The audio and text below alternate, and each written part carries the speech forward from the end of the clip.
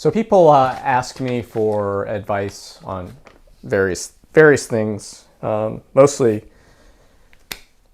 nothing really personal. It's advice on air conditioning, bike stuff, health, fitness, whatever. So it's nice when people actually ask me personal questions for my perspective on things, whatever. So what was kind of odd is that a couple of people over the last weekend asked me questions. I don't know, maybe it was 4th of July. I don't know what it was. So, and there was a list from one person, and great questions. And so I thought I would just do a video as opposed to writing the answers down to the person and share them with everyone else. And the first question is, what is your cycling story? And so what I'm going to do is a video every once in a while, because these answers could be kind of long or whatever. So it breaks up this monotony. So anyway, the first question is, what is your cycling story? When did you get into regular cycling, racing, notable results, cool race stories? So go back in the way back machine. I would say I I learned how to ride a bike from the neighborhood kids teaching me how, which I thought was amazing. And what I really love right now is when I drive around or in the neighborhood and see young kids on bikes and with their mom or dad, and especially with COVID, it warms my heart, because when I learned how to ride a bike, I was 7 years old. Rode my sister's hand-me-down green machines, if my sisters remember those. I'm sure they do. But man, once I discovered the bicycle, it just opened up a world of possibilities. Just the freedom and everything else that comes along with it. And I'd say it transformed my life. My life would not be the way it is if I had not learned how to ride a bike and not discovered bicycles. Tried BMX as a young boy. We built a BMX track in our neighborhood. The neighborhood kids would remember that. It was a huge thing in the neighborhood. But since my dad totally didn't support the cycling, any play like that, you couldn't go to a BMX race without having a parent take you. There's just no way. It just didn't happen. So I would, John Wozig's dad would take me, or Sean Manning's dad would take me, and that I was relying on them, and it just wasn't going to work. So bought a road bike later on when I was probably 14 years old. Loretta helped me buy that down in Silver Spring, a Bianchi actually. And then I was riding that a lot. It's 14, 15, 16.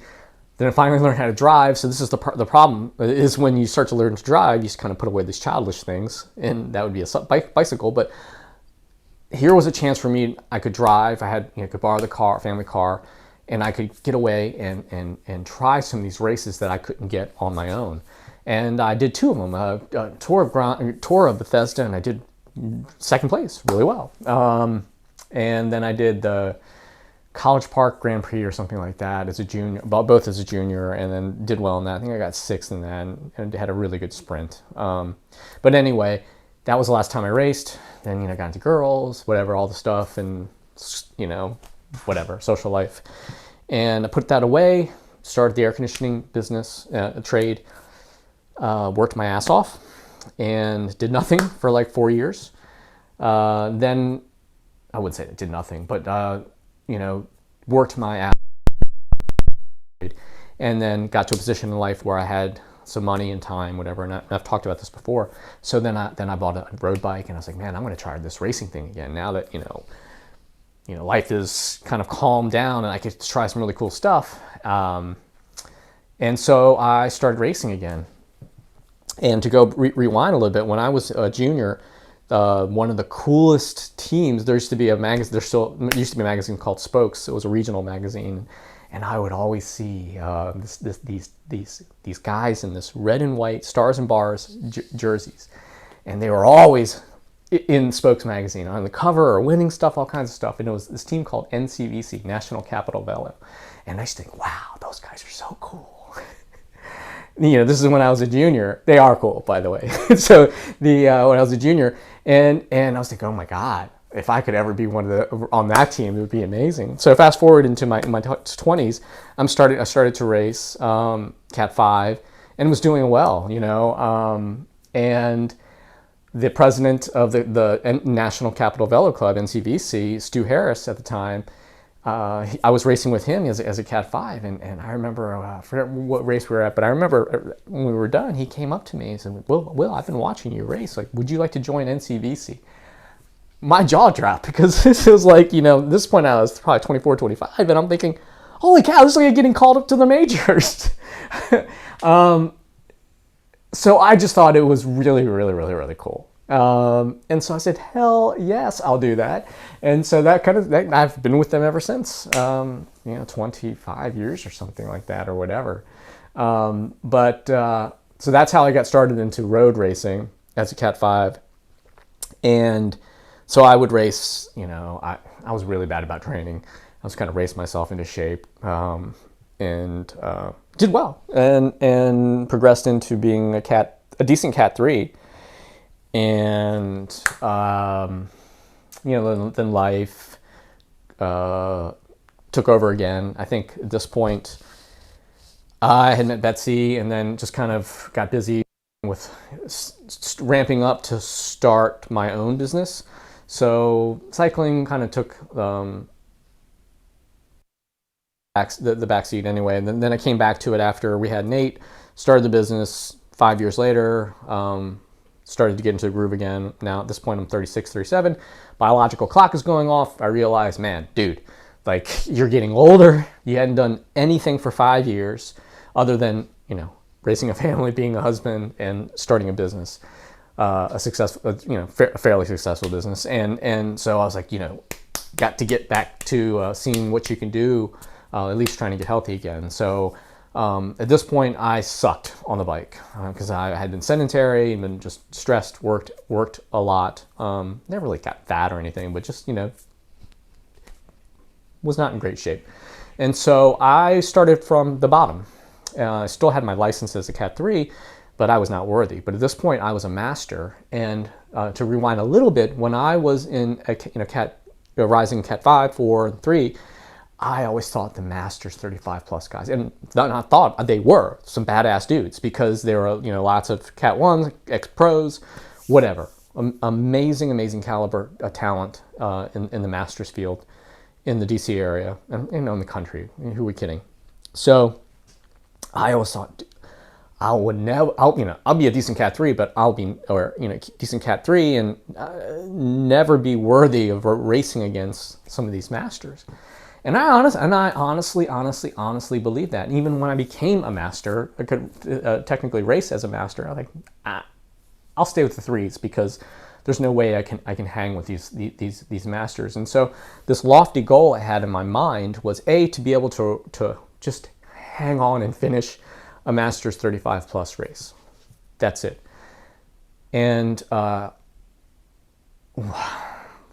one point I signed up for one with my brother-in-law Pete, and I did okay. Wasn't dead last, and it ended up pretty well. And so then I was like, okay, well, how about if I try to goose it up a little bit and finish in the top 30, and then top 20?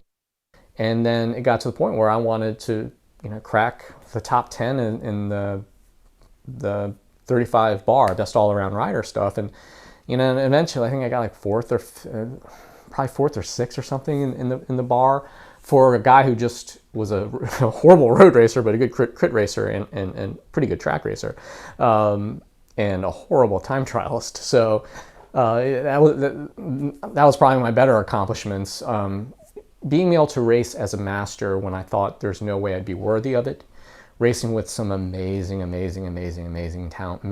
talented racers in Criteriums. And so that kind of confidence led me to try track cycling. And with the track cycling, the same thing. I remember when I was in my 20s, I would look at the results for all the categories. And man, the track racers, those were some badass dudes. And I was thinking, I can sprint, but man, I don't think I could compete with these guys ever.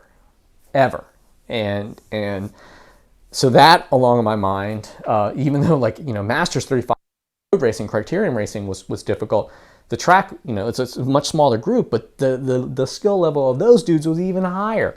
And so that was another stepping stone. So I had the confidence of being a decent masters crit racer.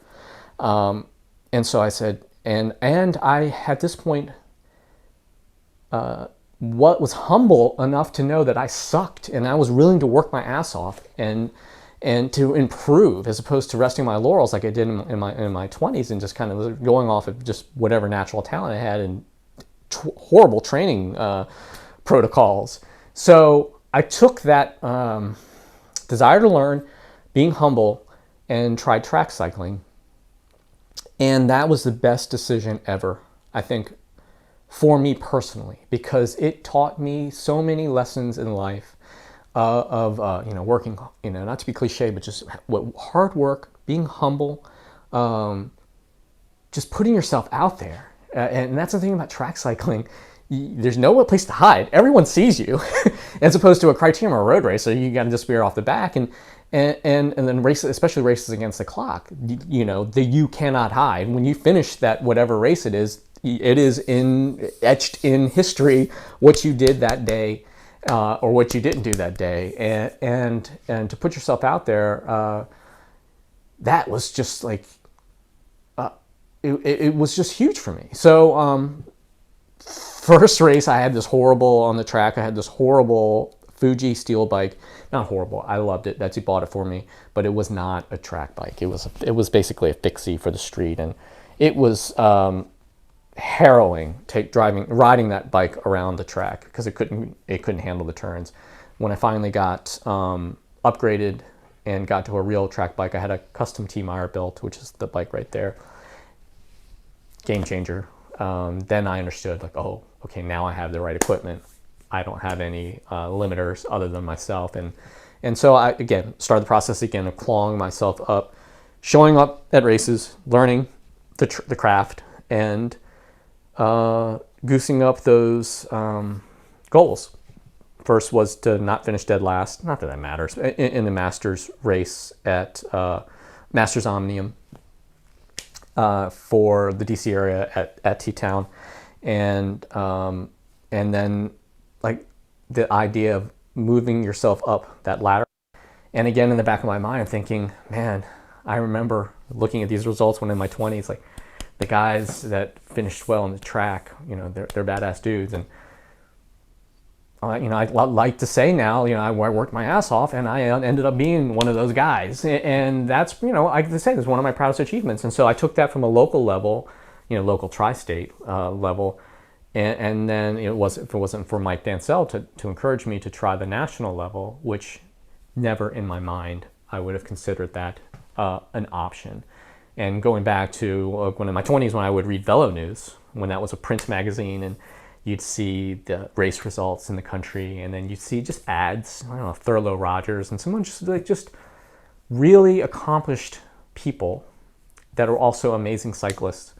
And you see what their accomplishments were on the bike, and national champion, and for me it's like, okay, wow, like I'm gonna suck, but I'm gonna at least try a national championship. And that was Mike's point to me. It's like, well, it's gonna be at T-Town 2011. You're getting started in this. You might as well try it, because eventually you're gonna be good enough to actually compete. Hopefully you'll be good enough to compete. And this is just a good way of being semi-local to get your feet wet. And again, that I credit Mike for that encouragement. And because I did that, back in my mind, don't finish dead last. Didn't finish dead last, and that gave me confidence. Didn't do 2012 because that was in Colorado Springs, and I thought that was really crazy for me to try to fly across the country at altitude too. But then 2013 I showed up. 2014 and every year since. So this COVID is the first break since 2013 that I will not have raced a national championship, which is kind of weird, bittersweet. But frankly, I'm lucky because life happens, injuries happen, life stuff happens. My father died 2015, like right at the peak of when I would have been full speed into my training. Didn't want to race that year, but I still did it. It was in Rock Hill, and I did it because he was already in the ground. Not to sound cold, but it's like, just try it. I had all the excuses in the world to suck, and yeah, it was a good year for me. Not stellar, but it was pretty good. And then yeah, but the last couple of years have been straight up amazing. But those are some of my that's my cycling story, I guess. I have some cool road race stories, but I think the biggest takeaway from my cycling story is this idea of reaching higher, not too high, but just reaching one notch higher, and by doing the work to be able to take those bites, the steps, the reach, you get to the point where you turn around and then you realize, like, holy cow, I started down there and I'm all the way up here. Yeah, I mean, I have to pinch myself because you see where I started at my first track race and where I'm at today. It's crazy, and I'll be the first to admit I am a man of limited ability on the bicycle. But one thing I can do is I can go really fast for an extremely short amount of time, and I've managed to take that ability and squeeze out every last bit I can out of it, and I'm proud of that, and so that's my cycling story, and I hope this is of interest to anyone else, and I look forward to answering the next question in over the next couple of days or whatever it takes. Thanks, and stay safe.